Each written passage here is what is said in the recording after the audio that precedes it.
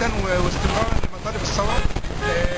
احنا بنأكد برضو ان الثوره هتفضل سلميه، وان الشعب يقظ، وان الشعب عمره ما هيهدى ولا هيرتاح له بال الا لما الثوره تستكمل مطالبها ان شاء الله باذن الله. لابد ان يستمر الضغط على المجلس العسكري لتسليم السلطه، فالمجلس العسكري لم يتحدث لم يتخذ اي اجراء لتسليم السلطه الا من خلال مسيرات ومليونيات، فلا بد ان يستمر الضغط على تسليم السلطه من المجلس العسكري، سواء الى البرلمان المنتخب سواء الى رئاسه مدنيه منتخبه. نازلين النهارده عشان ناكد على مطالب الثوره التي لم تكتمل حتى الان. ما زال لم يحقق ان المطالب الثلاثه: عيش، حريه، عداله اجتماعيه.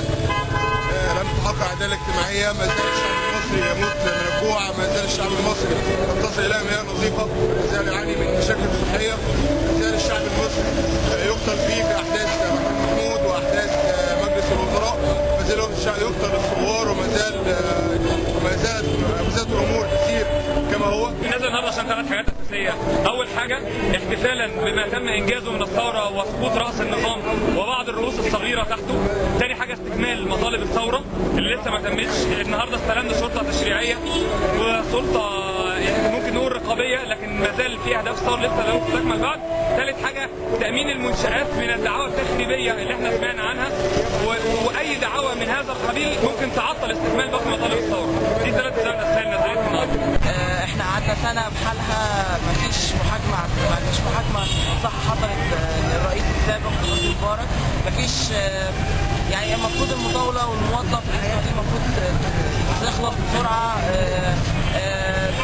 الفتره الانتقاليه طالت زياده عن اللزوم. او في الحقيقه النهارده هو يوم العيد الحقيقي، لان كان بالامس واول امس كان انتصار شعب مصر على الظلم. انتصار شعب مصر بدأ بأن مجلس الشعب انعقد. الانتصار الحقيقي لشعب مصر هو تسليم السلطة للمدنيين، وإن شاء الله سوف نكمل المشوار لكي يعود لكل مصر.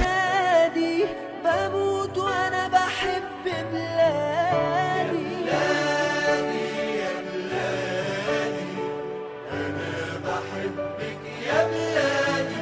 يا بلادي يا بلادي أنا بحبك يا بلادي. طير ملايكة حواليا طير، لحظة فراقك يا حبيبتي غير. طير ملايكة حواليا طير، لحظة فراقك يا حبيبتي غير. همشي معاهم وهسيبك واشوف يا مصر وشك بخير.